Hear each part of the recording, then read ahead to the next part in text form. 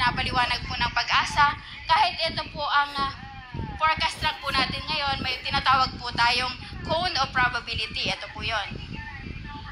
So, pwede pong mag-vary o pwede pong maglandfall dito po from Northern Samar to Sorsogon, Albay, Camarines Sur, ay pwede pong mag-landfall din po yan base po sa ating uncertainty cone. So, hindi lang po Catanduanes ang dapat po nating tutukan sa mga susunod na araw. Kailangan po mag-prepare po yung mga areas po dito po sa Samar Provinces, Bicol Region, Calabarzon, ilang bahagi po ng Mimaropa, Central Luzon at Northern Luzon. Dahil po, base po sa ating track, ay maaari pong tahakin yung mga rehiyon na yan ng bagyong Pipito.